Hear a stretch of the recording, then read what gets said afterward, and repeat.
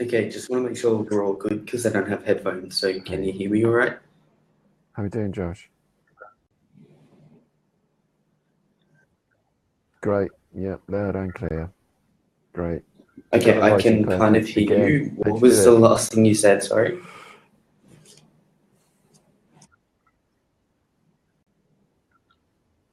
I said, your lighting is just great. I think I've said that to you before. Yes. How do you do it? Look at mine.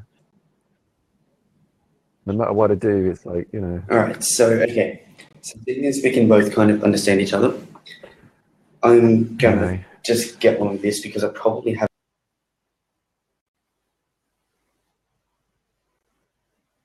a fair bit to say to speak is. So, like, just to characterize the kind of world that this will look like, it looks like people like Jermaine Grew, Milo Yiannopoulos, who have, ridiculously extreme views, somewhat being potentially invited to speak at things like, guest presentations and university graduations and things, in which case either the university or student unions can then step in and say that we don't want them. So they're essentially deplatformed. And there are a number of reasons why we support, or I support, universities having no platform policies. And, they'll come out later on in the debate, but basically it kind of curbs the idea of, challenging the way that people think and challenging these bad ideals, because it's not like we're going to deplatform any random people. It's generally people who have pretty offensive, pretty harmful, pretty, just generally negative opinions who are welcome to say that anywhere else. But I don't think that students who live on campus, who, eat, work, study, do everything on university campuses should have to be subject to these negative views. So like if someone like Jermaine Greer wants to go down into the Cardiff Town Hall and say everything that they want to say, and then that's totally fine. But the university should be able to deplatform them if they feel like this person goes against their particular views or just generally says some harmful things.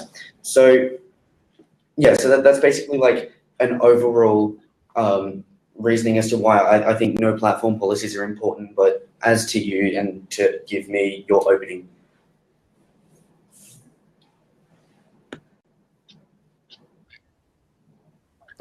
Okay, Josh. Are we just like open mic now on this one, or?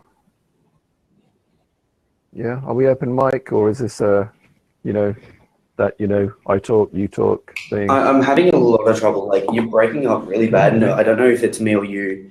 Like I can't actually see you, so I'm not quite sure. Yeah, so where your picture should be, there's just like a blank profile.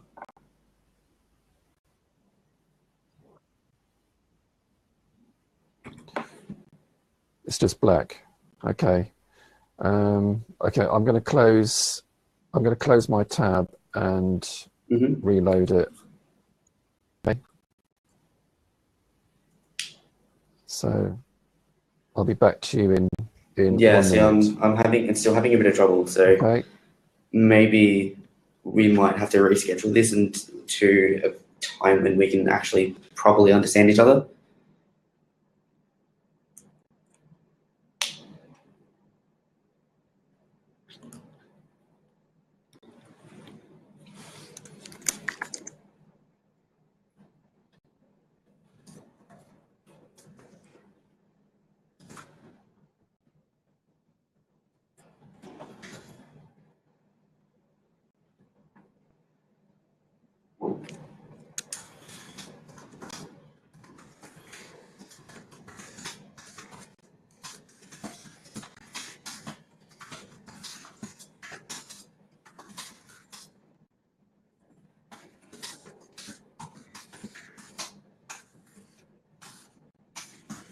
Josh, how's that? Are we good to go?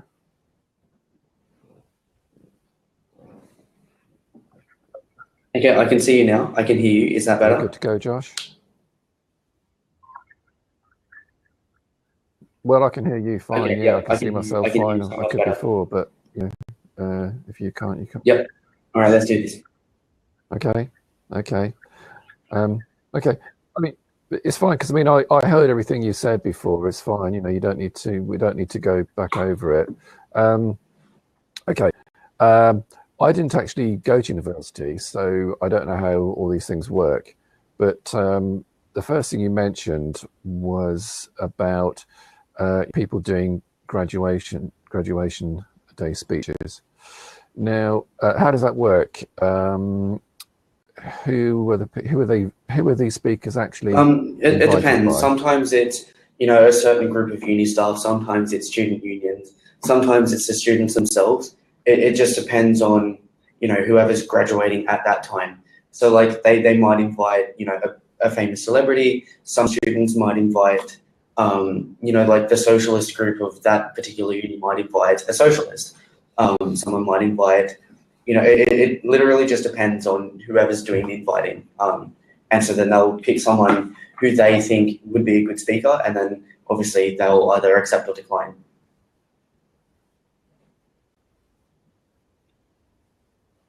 Okay, you said socialist. Well, that was again, just an didn't you? example. Like for Socialist. like some people might want to invite. You know, but that's. But I mean, there might be people who are like, you know, not socialist who might be offended by that. I mean, that's, you know, why is it like, you know, left-wing stuff is always okay, but if it's right-wing stuff, then Well, that's I'm not evil. saying that, you know, we Why is shouldn't that? deplatform socialists. Like, that's not a specific example. Like, it's seriously not relevant. It was just the first thing that came to head. It's the whole point of this is that, you know, generally universities aren't just going to, you know, deplatform anyone. So it's not like they're going to. So like they might be likely to deplatform like super left wing. I don't know. That depends on the uni. They might be likely to deplatform extreme right wing. Again, depends on the uni. But I think they should be able to do that. Just and for a number of reasons. Whether or not that's because, you know, the uni is traditionally a left wing uni or traditionally right wing, then that's totally fine. I support that. Okay. Well, it's only that I'm just kind of a little bit surprised that you've kind of sort of gone in for a starting point as, you know, a guest speaker for a graduation ceremony. I think one has to apply a bit of common sense to this. You know, I would have thought that, you know, that sort of speaker is just going to be someone who, you know, is just a good speaker, something fairly middle of the road, someone who's inspiring. You know, that you're guest speaker for a graduation ceremony. No, I disagree with that. You might disagree with me, I don't know, but, you know, to my mind, it's just someone who just No. gives an inspiring speech. Generally, it's not sort of come there to make a political point or something. No, I actually reject that. I don't think people are kind of like middle of the road, just generally getting invited because they're good speakers, right? I seriously do not think like that, because the types of people that are invited generally just depend on whoever's at a graduation inviting. ceremony. So this might mean that it's a famous celebrity who can't speak for the crowd, or it might mean that there is, you know, a political idealist, and this is where people like Germaine Greer comes in, right? Germaine Greer, I would not say is middle of the road, considering that all of their comments are like, exactly, that's what I'm saying, like not middle ground. And so, yeah, say it. Do you know, she wanted votes for women. I mean, goodness me. Okay, so the reason why I have a bit of a problem with Germaine Greer is because of their comments about, you know, transphobia not really existing, misogyny, things like that, right? So that's, and while I don't think that we should be telling people like that they can't have opinions, I think that, you know, at a university, then they should be able to be deplatformed if their views are particularly, you know, pernicious or harmful. And so that's what I'm talking about. Like, I'm not saying that, you know, this person is good or bad, because if they want to go out into a town hall and say everything that they're going to say on the campus, then that's totally fine. They just shouldn't be able to do it at a university. And the reason being is because quite often these people who will be deplatformed, it's not like, you know, they're going to invite Angelina Jolie and then deplatform her because they don't like her. It's more than likely they're going to invite someone like Germaine Greer or Yiannopoulos, and then all of a sudden, you know, the student union or a group of students are like, no, we can't do that. They have super negative, super offensive views. That's not the type of people that we stand for. That's not the type of people that we think the university stands for. So we don't think that they should be given an audience. And that's particularly beneficial for, especially for minority groups, right? And then, you know, in extension, the university itself. Because if the uni is seen to not be supporting minority groups, then they're not going to become very popular, which then has its own set of effects, which like probably get to later. But the reason, but like, and on the opposite side, if a university is traditionally right-wing and they, you know, kind of disagree with something that a left-wing is saying, while personally I might not agree with that, I'm totally fine with universities doing that, because at the end of the day, you can't say that left-wing universities can deplatform the right and they can't do the opposite. So I'm totally for that, because, you know, it's all about, you know, like you can't just pick and choose what universities do things and what, you know, which universities can't. So anyway, back to you to see what you've got to say about that. Oh, thanks, Josh. I really think, you know, again, the context is wrong. You know, the thing about the, okay, you know, deplatforming a guest speaker at a graduation ceremony, I just don't think that's the right context that we should be discussing. The reason being that the graduation ceremony is a captive audience, okay? Everybody is there, they've all got their fine robes on. Well, I don't know if you do that, you know, in the colonies, you know, which my country still owns, doesn't it? I know, no, we lost it. Sorry, I forgot. Yeah, yeah, you're independent now, aren't you? Yeah, okay. But like, you know, when my boys graduated last year and the year before, you know, they all had their lovely robes on and all that sort of thing, and the principal of the college made a big speech, etc. All the parents are there; they're all taking photographs. You know, to me, that's not the environment for that. You know, that to me, that's not shouldn't be. That shouldn't in no way should that be an opinionated speech. You know, people can't get up and walk out from that, you know, because they're on show.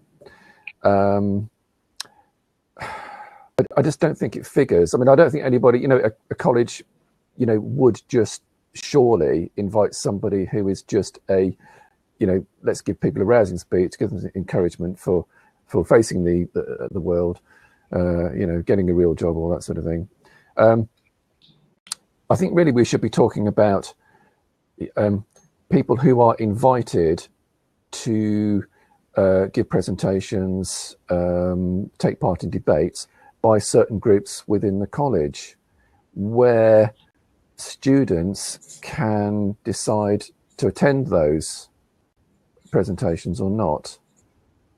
Do you see what I mean? Yeah, I think that's actually very true, that certain student group will invite certain speakers. But just because a student group has invited someone doesn't mean that they shouldn't be deplatformed, right? So to give you an example, Milo Yiannopoulos, you know, the fact that he speaks at American colleges means that he has been invited by X amount of people to those colleges. But Milo Yiannopoulos also has some very, what would you call it, controversial views on things. And, you know, and to some extent, sorry? Like what? Who is? Josh, can you explain who that is? I don't know him. I don't really know how to explain who he is. Like, I've seen him speak many times. But just give me 1 second. He's like, well, you know what? So he's a British speaker. He like a media personality. He just has some really controversial views on things, right? You know, like he's pretty far right. So he's like, yeah, pretty far right wing, and so obviously, you know, that opens the precedent. Like, I feel like that should be somewhat self-explanatory. But anyway, so if you don't know who Milo Yiannopoulos is, let's just move away from there, and we'll talk about Jermaine Greer. So people like Yiannopoulos and Jermaine Greer, right? So these are the types of people that will get invited to speak at universities, that can be invited to speak at universities, which, you know, the fact that they want to say what what they've got to say is totally fine. I support that. What I do not support is the fact that they have particularly offensive views to quite a number of people. And then these people that, they're offending, these minority groups, have to then sit at the place that they live, that they work, that they eat, that they study, that they do everything. They have to sit and listen to this. That is not what I support. I'm totally fine if these people want to speak in public. I support that, just not in a private place where, these people, this is their entire life and you're offending them and they cannot escape from that. And that is probably the main problem. But hang on. Did you just say not in a private place or something? So pretty just then? You said, but not in a private place. I would because being surely as it's a public public place. as it is also not public in the sense to the students.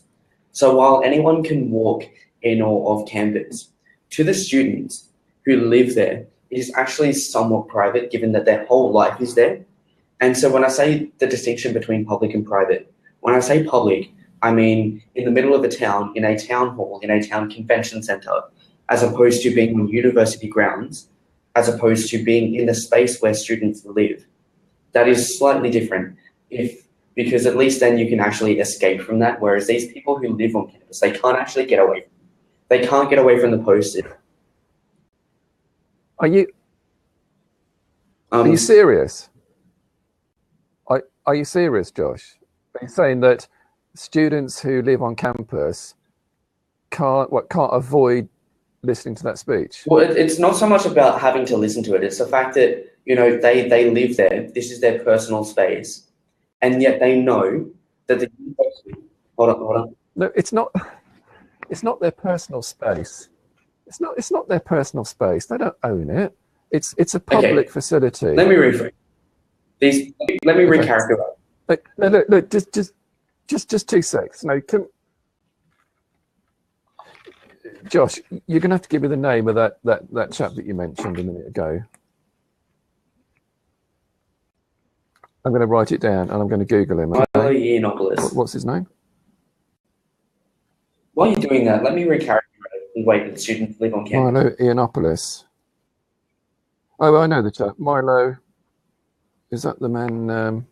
Yeah, I know a chap called Milo. Yeah. And he's right wing, is he?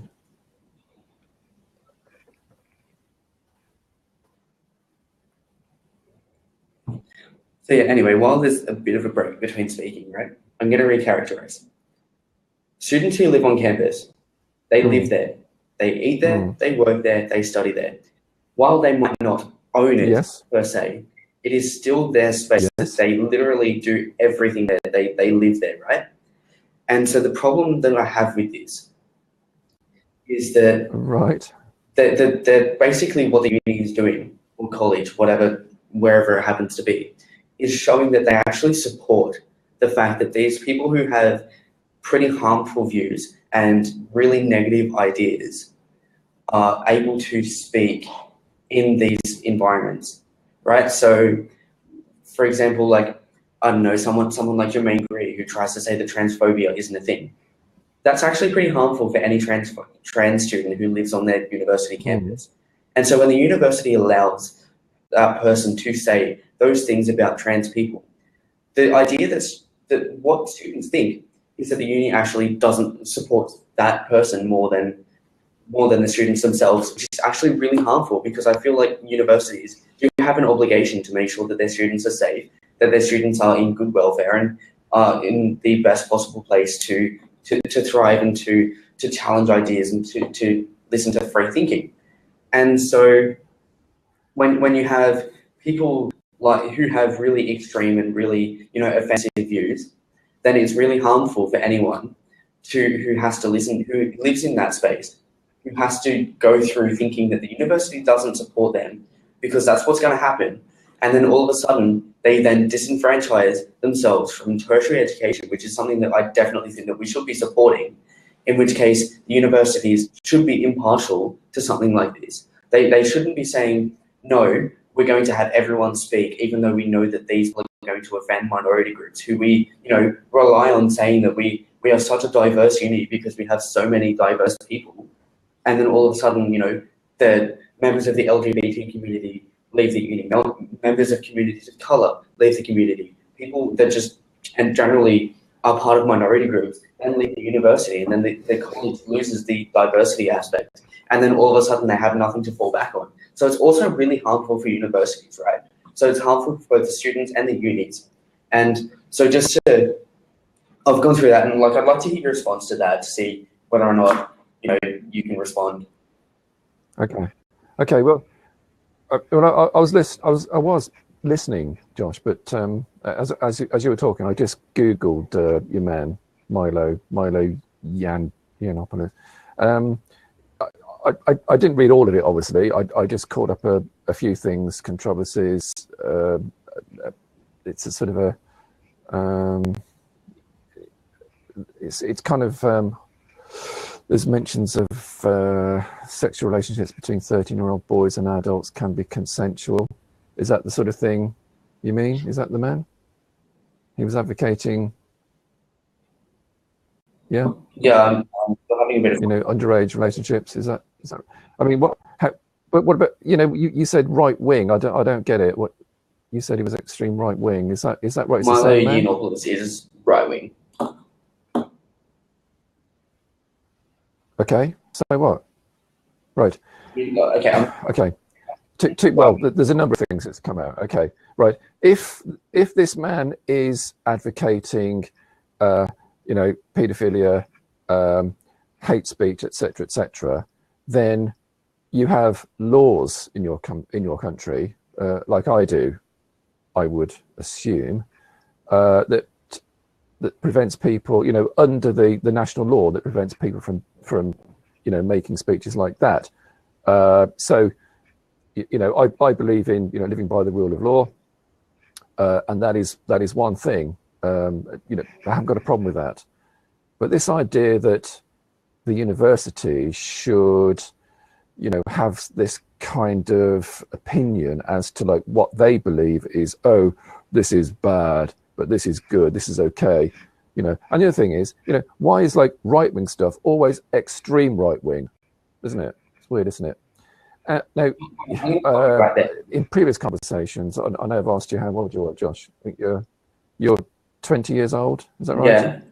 Before you go on, you don't really need babying by the authorities. Yeah. You're not at school. It's not kindergarten. You are partaking in full-time higher education. It's a big place. I'm assuming it's a big place. If you don't want to go to a particular presentation, particular speech, don't go. Okay, so there's two things I want to say to that in response to that. One, you clearly were not listening to me at the start of this when I said that I'm more than happy for universities to deplatform left wing if they feel like those views are particularly offensive, or right wing if that's what they think is offensive, right? So there's none of this. Why is it only right wing that's getting deplatformed? That's completely up to the universities, because I never said that only right wing. Just an observation. But anyway, so to address the second part of that, as to how people can just not go to speeches, it's not about going or not going to the speeches. It's about the fact that you live on this campus, you study here, you eat here, you work here, you socialize here, and yet you now have this space coming in, or people coming into this space where you literally live, and you might not have to watch the speech, but you can't exactly escape the fact that the university is openly showing support for something that is ridiculously offensive and extreme. And then all of a sudden, what are people going to do? People are going to become disenfranchised with education. If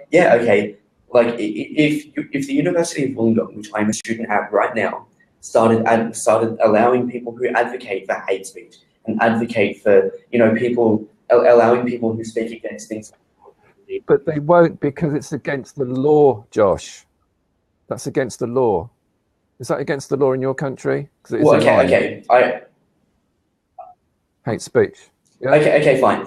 Maybe not hate speech, but to talk about things that are really controversial and just generally really negative, right? So things like trans rights, things like marriage equality, things like LGBT rights, things like racism and sexism and things like that, right? So if my university started allowing people who advocate against those things to speak, then my first thought is that obviously the supports it, okay. in which case my university and pretty much the university is probably going to lose face with most of the minority groups on their campus, which is really harmful because we do not want campuses who are just majority groups. We do not want people studying education if they're from the majority of people in whatever country it happens to be in, because this is not specific to Australia, this is not specific to the UK or America, this is for any country. And so I feel like universities, also being the fact that, you know, they are quite big and they are quite, like, at least somewhat educated, given that they are educating other people, generally have a pretty damn good idea as to what type of opinions should be said and what type of things shouldn't be said. So it's not like they're just going to, you know, like, deplatform anyone, right? As I said earlier, they're going to deplatform people who have some pretty offensive and negative views on really controversial issues and people that are actually going to get harmed with these sorts of things. And so this is where people like Germaine Greer come in, and when people wanted to deplatform them from speaking at Cardiff University because they tried to say that transphobia wasn't a thing, that sexism also wasn't a big problem, and also just said some pretty misogynistic quotes, right? And so I think that in that instance, the university did make a good choice, right? Regardless of whether this person's left or right wing, because that doesn't necessarily mean that, you know, you believe a certain one thing or other. It just means that, you know, these opinions, which are really harmful to society and people in it, are not being propagated at a university, at a place of tertiary education. And so I think that that's really important. Okay. Need to go back to your opening remarks just on this this segment here, Josh. I'm getting the feeling that this is yet again a prime example of the new liberal bigotry. You mentioned that, oh, you know, there could be some really offensive people here who want to, how did you put it? They wanted to advocate against LGP and transgender, etc., etc. Is that right? That what you said? Just pretty much like equality, right, right? So like there's LGBT. Yeah. Okay, right. Yeah. Okay. So in your book, that is extreme. Someone who comes in and says, "Look, you know, I believe that, you know, LGBT things, you know, it shouldn't be like this." Transgender stuff. No, I don't want that. I think that's wrong. You call that extreme and hateful, etc., etc. Right. Well, I'm not going to comment on that as to whether I find it extreme or hateful. That's not the point. The point is, though, that if you went back maybe 20 years ago, you might have had the opposite situation, in that, you know, there might have been somebody who wanted to come along who wanted to advocate for LGBT rights, etc., etc. But the powers that be at the time, or the sort of I don't know, consensus of opinion, sort of said, "Oh no, we can't have that. That's extreme. Let's deplatform him." So where would we be now if that was the case? I mean, I just find that extraordinary. I really do. I mean, if you cannot cope with, you know, someone who comes in, I mean, for goodness sake, debate them. You know, you're debating me now over it. It's like, you know, let somebody come along. If he doesn't get much of an audience, then he doesn't get much of an audience. You know, if you don't go and speak, you know, see him, go and have a beer. Hey, do you go surfing at all, Josh? Are you like, because like you're Australian, aren't you? Do you do that sort of thing? Barbecues, surfing, go and do something else. But, you know, if you wanted to debate him, you know, turn up, let the man speak, listen to what he says, and then pose some very good, very hard, you know, very well thought out questions and see what he says. You know, embarrass him if you want. You know, you might find that he leaves a laughing stock. That's my advice, or my opinion. Yeah, so I really disagree with that. It's not, okay, so the difference between 20 years ago and people being extreme because they wanted to advocate for like LGBT rights and whatnot. And now when people want to advocate against it, is that, you know, advocating against it is far more worse. Advocating against equal rights is much, much, much worse than trying to advocate for equal rights. In your opinion. Understand that. And in your opinion, Josh, what, are you some sort of deity? It's your opinion. That's all. You can't say it is worse. You know, what right have you got to be judge and jury? You know, people have opinions. You have to respect those opinions. Yeah, I do respect it. You know, some people are devout Christians, and it is very offensive to some people who are devout Christians, the sort of things that you're advocating. So, you know, do we cater for their feelings or to your feelings? Well, given that generally, like, most people believe in some form of equality, I feel like anyone who wants to go against equality is just like not the best person to say that, you know, like equality is bad. But anyway, and so especially not Christians, like I'm not even going to bother going into Christianity, right? So like just not even going to address that at all, other than to say that. But anyway, as to the whole, like, you know, we should allow people to speak because, you know, everybody has opinions, blah, blah, blah, blah, blah. And maybe just because you don't like that person's opinions, you shouldn't be watching them. Like, that's totally fine. But I just don't think that they should be doing it on a university campus. Like, if somebody wants to walk into the Wollongong Entertainment Centre and start, you know, spreading all of this stuff about why they think marriage equality is bad, why they think transgender people are bad, why they think that, you know, people of colour should still be slaves, or like whatever opinions that that person might have, and that's totally fine because they're doing it in a public place and people don't have to engage with that at all. It's slightly different when you live on a university campus and you suddenly have to engage in one way, shape or form with these opinions. But also the biggest problem here, like I said earlier, is not so much that people have to engage with it, it's the fact that people have to sit and watch their university, their institution of education, openly show support for these opinions that are actually just really, really harmful to minority groups. But they're not showing support though, Josh. Okay, two things. It's a public place. Okay, it's a public place where you are. That's the first thing. Secondly, the university are not necessarily showing support. All they're showing support for is free speech, you know, governed by the rule of law of your country. Okay, free speech is fine, but free speech is also not free from consequence. And one of the consequences of having, you know, really extreme viewpoints is that you're going to get deplatformed. You're going to have people protest. And so I think a much more meaningful way. So let them protest. I think. Let them protest. I mean, you know, I've been to protest. You know, you might have seen some of my debates. I'm very much an anti-Zionist. You know, and I can't stand it. The fact that, you know, that murdering idiot bloody. Well, I've got much stronger words than that, actually. In fact, I think he's actually just visited your country, hasn't he? Benjamin bloody Bibi Netanyahu has just visited Sydney for the first time. And, you know, a lot of Australians are very angry about that. And they've been protesting. And when he came to visit my Prime Minister, I went and protested outside where the Prime Minister lives. You know, that's my democratic right to do that. You know, I didn't enjoy it. But, you know, nobody's like, oh, we can't invite him because it might hurt someone's feelings. You know, I've got to live with it. You know, I mean, and that bastard, sorry, I will say it, I did say it, didn't I?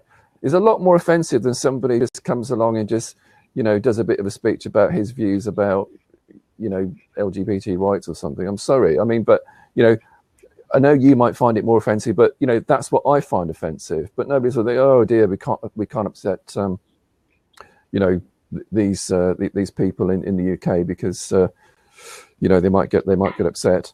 You know, life's tough, and you know, if university is a training ground for the real world, then I'm sorry, but you know, live with it. And if you don't like the person or what they're saying, don't turn up. Okay, I have two things to say to that. Protesting outside the Prime Minister's office and deplatforming speakers. are two very different things, right? Just being in a physical protest is probably not going to do much when it comes to speakers, right? It's really ineffective, as opposed to a university, which is an institution of education, which most people look up to as being like this epitome of like whatever that university happens to be, whether it's creative arts, whether it's education, or just whatever. They look at them, and when such a huge and powerful institution such as like universities are deplatforming speakers, then obviously the first reaction is, oh, maybe these are bad. And so I'm pretty sure the whole point of like call out, right, is to get rid of echo chambers. When you allow speakers to speak on campuses with extreme, I'm not done yet, with extreme opinions, then you kind of propagate that echo chamber. And so these opinions, which I think need to be changed, because like I don't think anyone should be advocating against equality, or anyone that advocates against equality should be given a platform anywhere.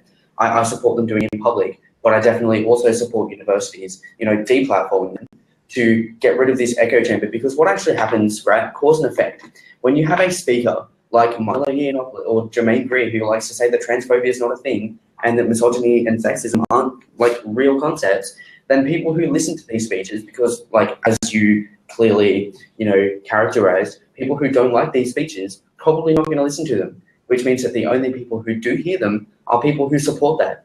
And if those people don't have anyone saying that these views are particularly bad, then they're going to leave university propagating those views, which is actually quite harmful.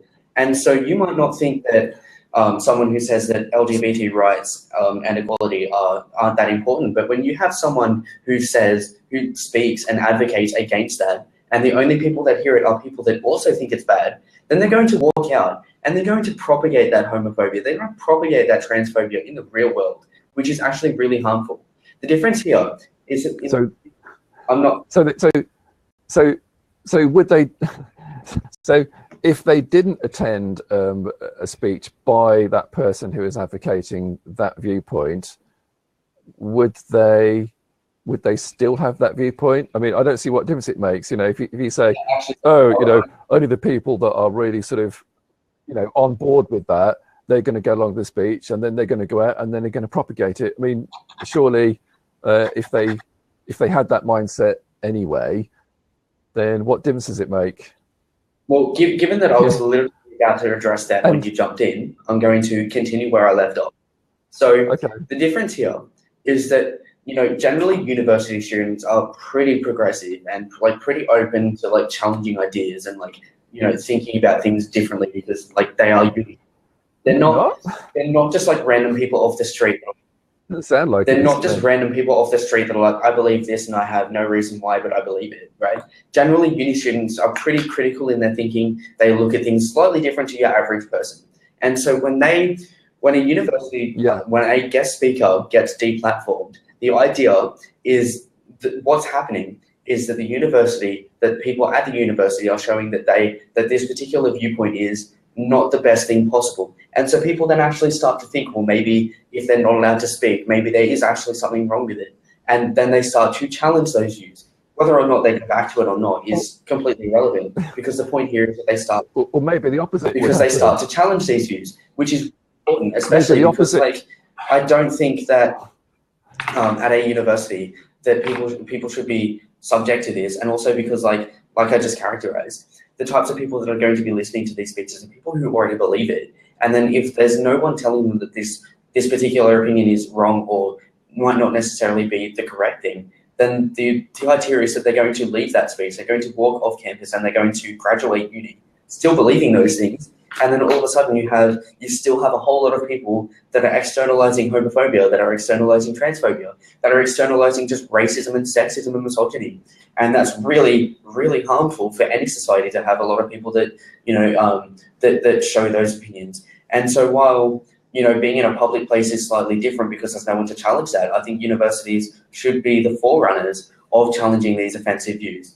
And it's not just about saying, oh, well, some people find this offensive and some people don't, right? I really don't think that people, that maybe Jewish people per se, should be subject to anti-Semitic comments made on the institution that they study. I don't think members of the LGBT community should be subject to homophobia and transphobia on their institution. I don't think that people of color should be subject to racism. I don't think women should be subject to sexism on campuses, right? If people want to do this in public, then that's totally fine. But on institutions of education where these people live, breathe, eat, work, and study, they shouldn't be subject to this. And these opinions also should be challenged in a way that is actually meaningful. And they're not. They're not. They're not subject to Well, those they things are, because because I'm there are sure laws in place to a protect guest speaker those is sort of coming to things. a university. There's going to be posters everywhere. There's going to be advertisements. You're going to have people talking about it, but you're not going to have any meaningful talk. What this does is opens the discourse that this is actually correct, because people start. So what you're telling me that somebody is going to? I mean, like you're talking about anti-Semitism, for instance. You're telling me that somebody's going to come along and they're going to preach hatred towards Jews, are they? At university, they're going to be able to get away with that legally. Yeah, if they frame it in the right way, like they might not explicitly say anti-Semitism is good, but there are many implicit ways to imply, implicitly imply things like that, which can still be taken meaningfully. Okay, perhaps an anti-Semitism.